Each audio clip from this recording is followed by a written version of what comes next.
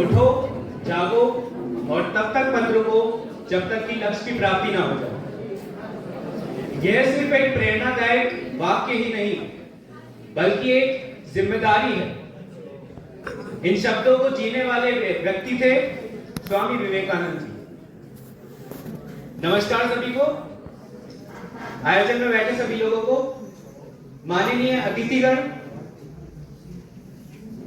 स्वामी जी एक बहुत ही बड़े फिलोसोफर और एक स्पिरिचुअल लीडर थे। 1993 में शिकागो में उन्होंने एक भव्य स्पीच दी थी, हम सबको पता है। लेकिन प्रश्न ये नहीं उठता कि वो कौन थे।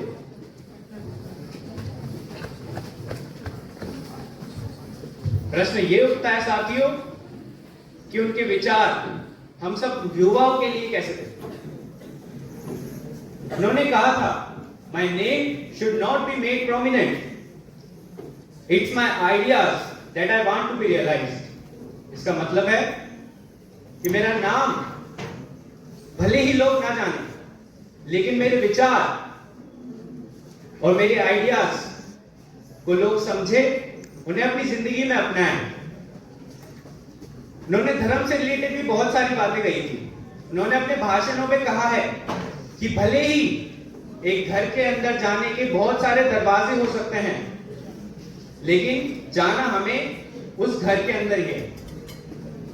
उन्होंने धर्म को केवल पूजा तक ही सीमित नहीं किया। उनके लिए सच्चा धर्म था गरीब की मदद करना, कमजोर के साथ खड़ा रहना और इंसान को इंसान समझना।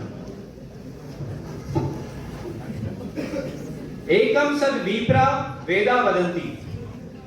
इसका मतलब है सत्य एक ही है, लेकिन अलग अलग विद्वान अपनी अलग अलग समझ के साथ अपनी अलग अलग परिभाषाएं देते हैं। ये एक यूनिवर्सल एक्सेप्टेंस है जिसके अंदर मेरा और तुम्हारा रास्ता सही ही है। मेरा रास्ता सही होने के लिए तुम्हारा रास्ता गलत होना जरूरी नहीं। फिर इस बात पे हम क्यों झगड़ा करते हैं कि मेरा रास्ता और तुम्हारा रास्ता अलग अलग क्यों है।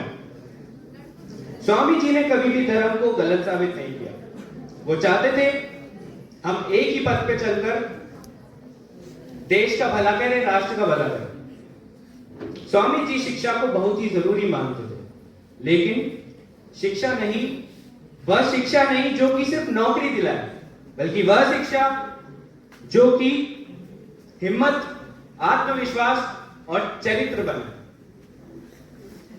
उन्होंने कहा था, you can not believe in God until you believe in yourself. मतलब कि आप भगवान पर विश्वास नहीं कर सकते जब तक कि आपका विश्वास खुद पर ही ना हो। खुद पर विश्वास करना जरूरी है।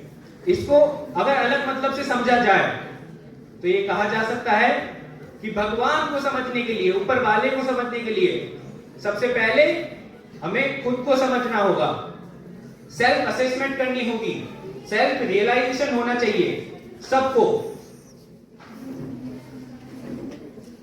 हम सबको उनके विचारों का सम्मान करना चाहिए, क्योंकि ये देश सिर्फ किसी एक का नहीं है, बल्कि हम सबका है और हम सब इस देश के लिए।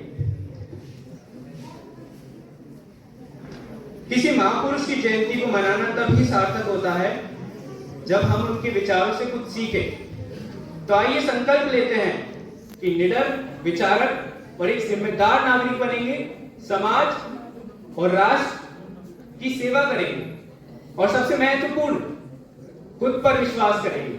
आज इस आयोजन में जितनी भी तालियां बजेंगी वो इन भाषणों के लिए नहीं बजेंगी, अपितु उस व्यक्ति के लिए बजेंगी जो कि जिसने इस देश को गौरवान्वित किया है और अपने युवा को एक दिशा प्रदान की है।